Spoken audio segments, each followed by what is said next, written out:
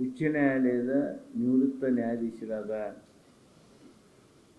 Shri John Michael ಕುನ್ನಾರ್ ಅವರ ನೇತೃತ್ವದಲ್ಲಿ ಸಮಿತಿಯೊಂದನ್ನು ನೇಮಿಸಿದ್ದೀವಿ ನಾವು ಇದರ ತನಿಖೆಗಾಗಿ. ಅವರು ತಮ್ಮ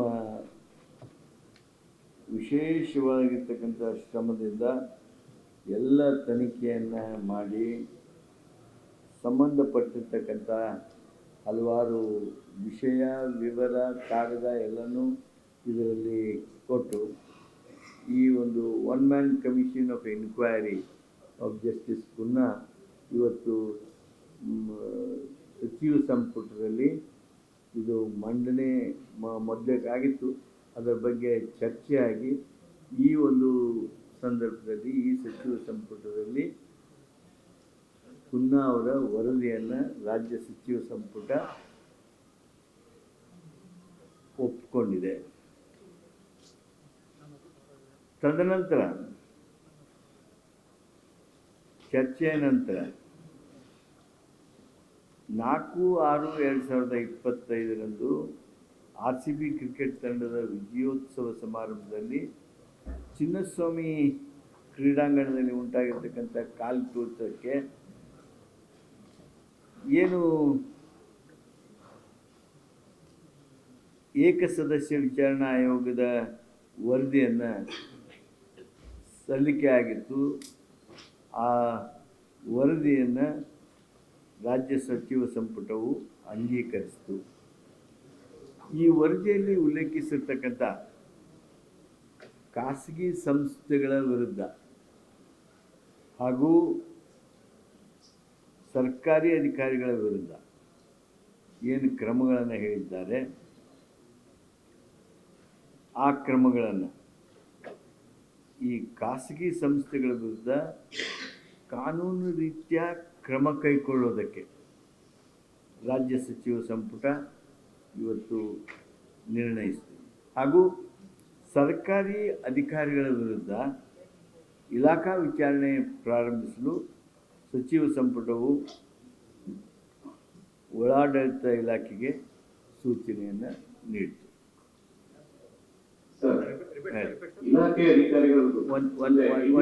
ಒನ್ ಸೆಕೆಂಡ್. ಇವತ್ತು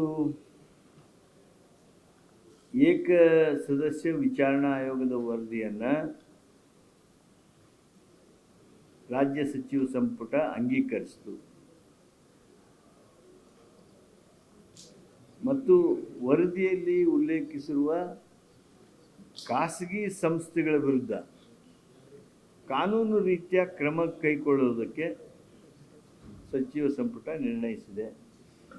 ಹಾಗೂ ಸರ್ಕಾರಿ ಅಧಿಕಾರಿಗಳ ವಿರುದ್ಧ ಇಲಾಖಾ ವಿಚಾರಣೆ ಆರಂಭಿಸಲು ಸಚಿವ ಸಂಪುಟವು ಒಳಾಡಳಿತ ಇಲಾಖೆಗೆ ಸೂಚನೆಯನ್ನು ನೀಡಿತು.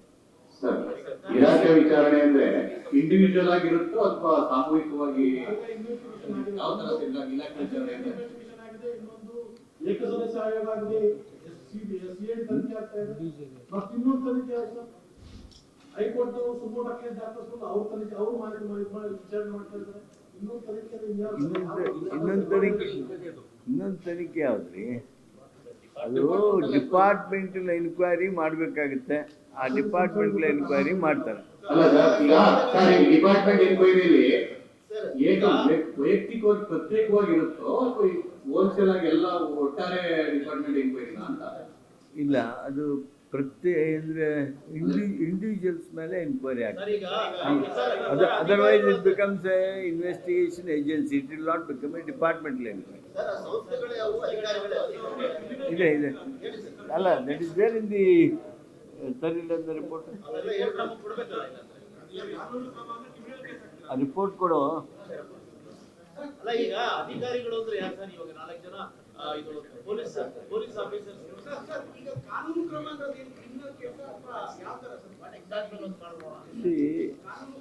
ಕಾನೂನು ಕ್ರಮ ಅಂದ್ರೆ and the Karnataka State Cricket Association and in particular Sri Raghuram Bhatt, President of KSCA, Sri A. Shankar, ex-secretary KSCA, Sri Jairam ES, ex-treasurer KSCA, Rajesh Menon, vice president RCPL, Dr. Venkat Vardhan, MD DNA Entertainment Network, Sunil Mathur,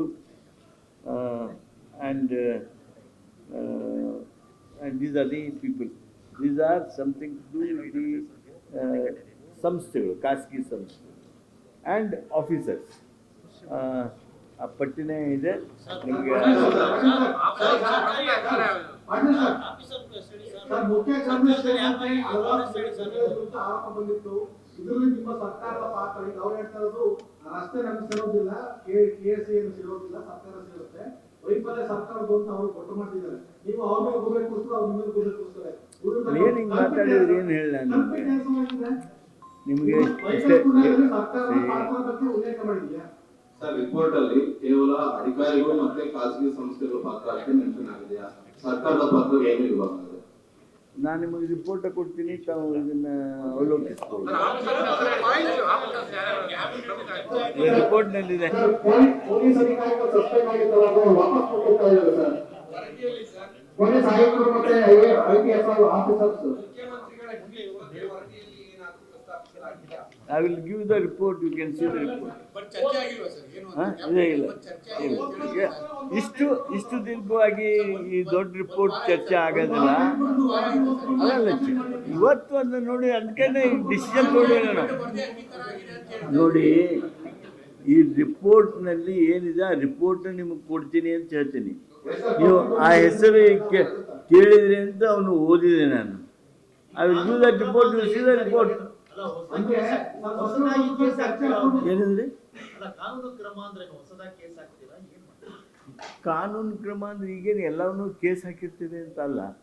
ಈಗ ಅವರು ಕೆಲವನ್ನ ಸ್ಪಷ್ಟಗೊಳಿಸಿರ್ತಾರೆ. ಆ ಫಾಲಿ ಮೇಲೆ, ಆ default ಮೇಲೆ, ಆ irresponsibility R negligence ಮೇಲೆ ಸೂಕ್ತವಾಗಿರ್ತಕ್ಕಂಥ ನಿಯಮಾವಳಿಗಳ ಪ್ರಕಾರ ಕಾನೂನಿನ ಕ್ರಮ ತೆಗೆದುಕೊಳ್ತೀವಿ.